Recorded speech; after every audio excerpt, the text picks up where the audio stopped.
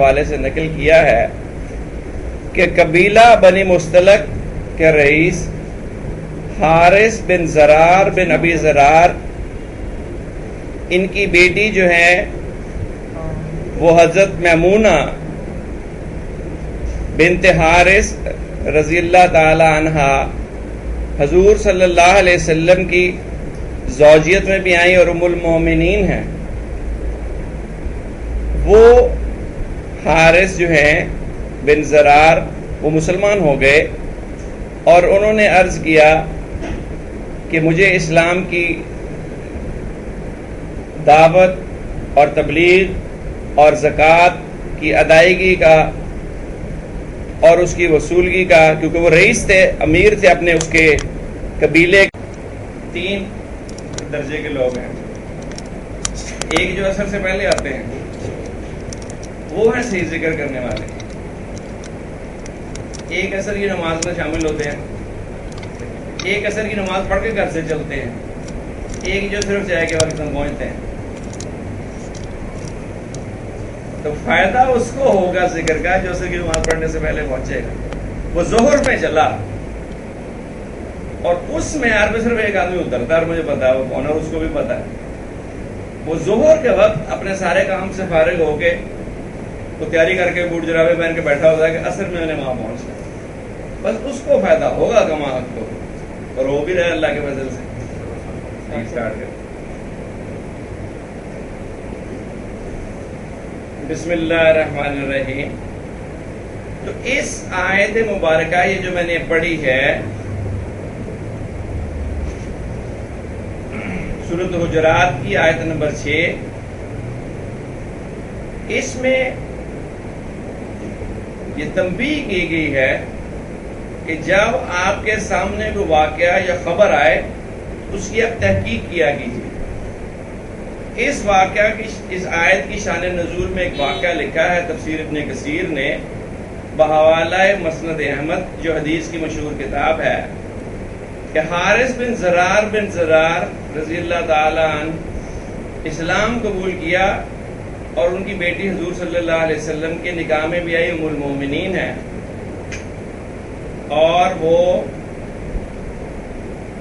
میمونہ بنت حارث، ان کو حضور صلی اللہ علیہ وسلم نے فرمایا کہ آپ اپنے قبیلے میں جا کے دعوت اور تبلیغ دیں اور لوگوں سے زکوٰۃ اکٹھی کریں اور ان کو نماز سکھائیں، اور کچھ عرصے بعد ایک وقت طے ہو گیا کہ میں آپ کے پاس بندہ بھیجوں گا جو آپ کی وہ زکوٰۃ وہاں سے لے آیا کرے۔ کچھ وقت گزر گیا، وہ جو مقررہ وقت تھا وہ وہاں آدمی زکوٰۃ لینے نہیں پہنچا۔ یہ رئیس تھے، خاندانی آدمی تھے، یہ بڑا تعجب ہوا کہ یہ زکوٰۃ لینے کے لیے حضور صلی اللہ علیہ وسلم نے طے کیا تھا، آدمی پہنچا کیوں نہیں؟ وہ جو تاریخ اور وقت، ادھر حضور صلی اللہ علیہ وسلم نے عقبہ، ان کا نام ہے ولید بن عقبہ کو بھیجا کہ آپ جا کے وہاں سے زکوٰۃ وصول کر کے ہیں۔ ولید بن عقبہ کی ان کے قبیلے سے کچھ دشمنی تھی اور انہوں نے پھر زیوم کیا کہ اگر میں چلا جاؤں گا تو وہ مجھے پکڑ لیں گے اور مجھے لڑائی کریں گے۔ بعضی روایت میں آتا ہے کہ ولید وہاں گئے تو انہوں نے، حارث نے اتنا اچھا وہاں ماحول بنایا ہوا تھا کہ انہوں نے کہا کہ حضور صلی اللہ علیہ وسلم کے قاصد آ رہے، ہم سارے شہر سے باہر جا کے ان کو ریسیو کریں اور ان کی آؤ بھگت۔ وہ جب باہر آئے مل کے تو یہ ولید سمجھے کہ یہ مجھے قتال کرنے آ اور یہ وہاں سے بھاگ پڑے۔ کچھ ایسی غلط فہمی ہوئی کہ انہوں نے آ کے یہ کہا ولید نے کہ جی انہوں نے تو سارے مرتد ہو گئے ہیں نعوذ باللہ، اور زکوٰۃ دینے سے انکار کر دیا۔ صحابہ کو بڑا اشتعال ہے کہ ہمارے ساتھ تو بڑا دھوکہ کیا گیا، اور ایک جماعت تیار ہو گئی کہ ہم اس کا بدلہ لیں گے اور کسی کو چھوڑیں گے نہیں۔ اور یہ حضور صلی اللہ علیہ وسلم نے فرمایا نہیں، اتنی جلد بازی نہ کرو، کسی کو بھیجتے ہیں جا کے تحقیق کر لے۔ اور آپ نے خالد بن ولید کو بھیجا کہ آپ جا کے تحقیق کر کے ہیں کہ کیا حالات ہیں۔ خالد جا کے انہوں نے باہر اپنا پڑاؤ کیا، کچھ آدمی ساتھ تھے اور کچھ لوگوں کو اندر بھیجا شہر میں کہ دیکھیں کیا حالات۔ وہاں جا کے پتا چلا کہ وہ تو سارے کے سارے بالکل ٹھیک ہے، اور نماز ادا کر رہے ہیں اور زکات دے رہے ہیں، اسلام پہ قائم ہے اور کوئی ایسی بات نہیں. پھر یہ جا کے حارث سے ملے کہ کیا؟ انہوں نے کہا ہم تو انتظار کرتے رہے، آدمی آیا نہیں اور ہم تو جانے کے لیے تیار ہیں کہ حضور صلی اللہ علیہ وسلم کی خیریت پوچھے، خیر ہے. اس طرح ایک غلط فہمی ہوئی اور بہت بڑے حادثے سے لوگ بچ گئے. اس وقت جب یہ واقعہ ہوا تو صحابہ کے اندر جوش اور اشتعال بہت زیادہ آ گیا. حضور صلی اللہ علیہ وسلم نے آپ کو نرمی اور تحقیق کے لیے کہا کہ آپ اس کی جلد بازی نہ کریں، اور اسی لیے یہ آیت بھی آئی کہ جب آپ کے پاس کوئی خبر پہنچے اور خبر ایسے آدمی کے ذریعے سے پہنچے جو ہو بھی غلط آدمی، فاسق ہو، گناہ گار ہو، تو اس کی تحقیق کر لیا کرے اور پھر اس کے اوپر ایکشن کرے. اب اس میں ایک اور بھی بحث آ گئی کہ ولید بن عقبہ جیسے تو صحابی تھے، قرآن نے ان کو فاسق کہہ دیا کیونکہ یہ واقعہ اس سے ہے.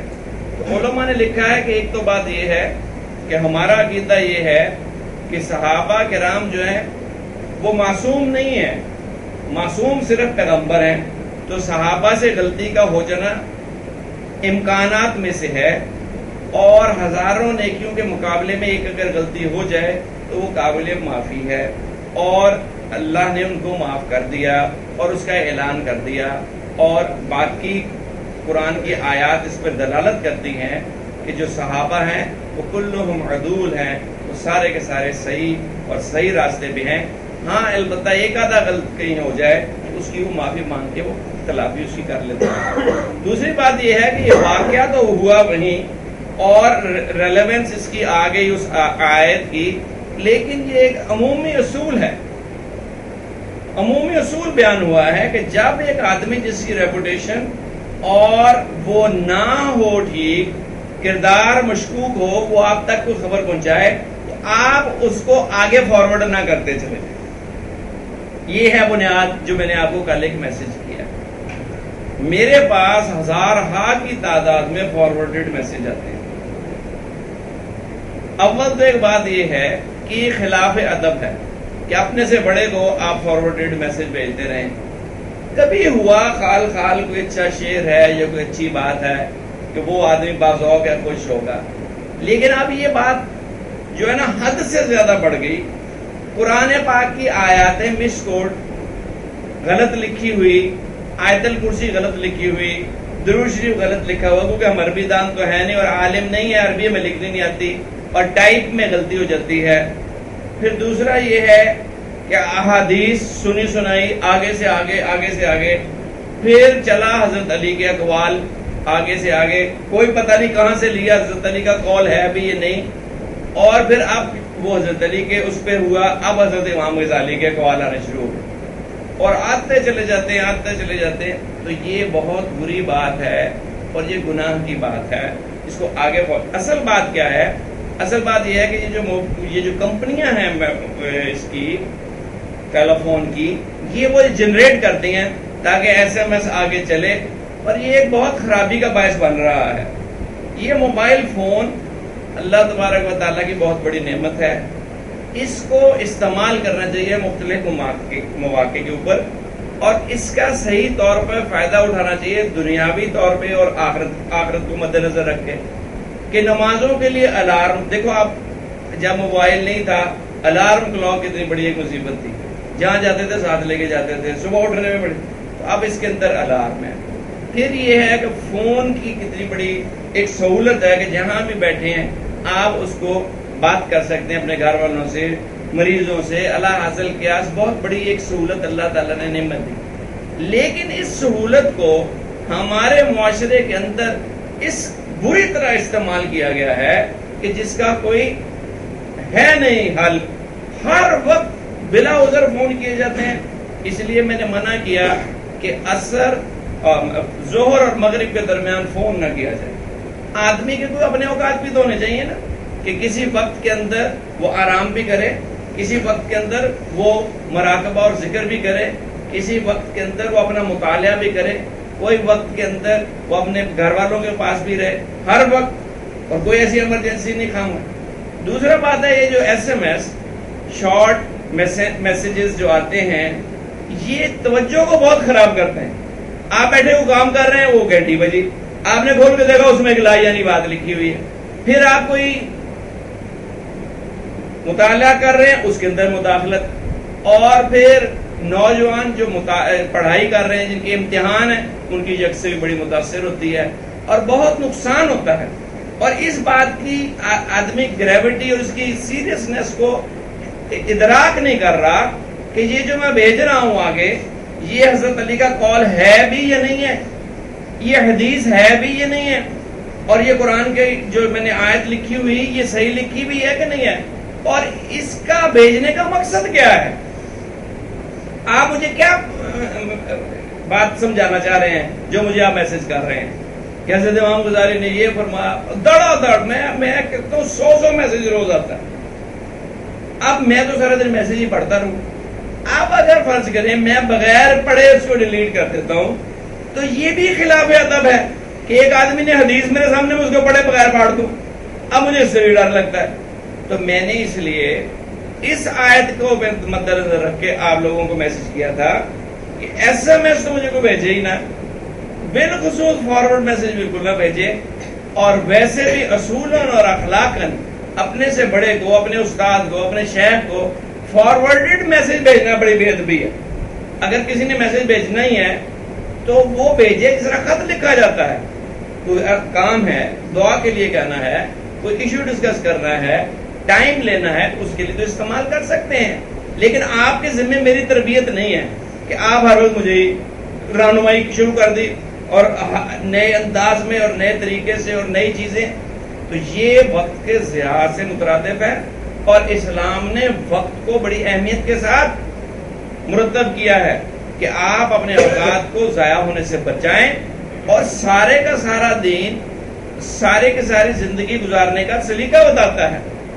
یا ایھا الذین آمنوا ادخلوا فی السلم کافہ, اسلام میں داخل ہو جاؤ پورے کا کیا مطلب ہے کہ 24 گھنٹے کی زندگی قرآن اور نبی کریم صلی اللہ علیہ وسلم کی زندگی کے مطابق ڈھل جائے, قرآن کے احکامات ہو اور رسول اللہ صلی اللہ علیہ وسلم کی اتباع ہو. اور یہ دیکھ لیجئے یہ قرآن اس بات پہ شاہد ہے کہ جھوٹی خبر کو یا جھوٹے آدمی کی بات کو لینا, اب جو بات آ رہی ہے ہمیں کوئی پتہ نہیں کہاں سے ہے, اس کا سورس کیا ہے. امام غزالی کی کون سی کتاب میں سے آپ نے یہ نکال لی, اور آپ کو پتا بھی ہے کہ امام غزالی ہیں کون اور ان کی کیا تاریخ ہے اور آپ نے کیا پڑھا اور کیا نہیں پڑھا, اور آپ کے ذمہ یہ ہے کہ آپ یہ خبر مجھ تک پہنچائیں. اور اگر فرض کرو مجھ تک پہنچ گئی, اب میں اس سے کیا تاثر لوں گا جبکہ مجھے شک ہے کہ یہ کتاب یہ امام غزالی کی بات ہے ابھی کہ نہیں, اور حضرت علی کے اقوال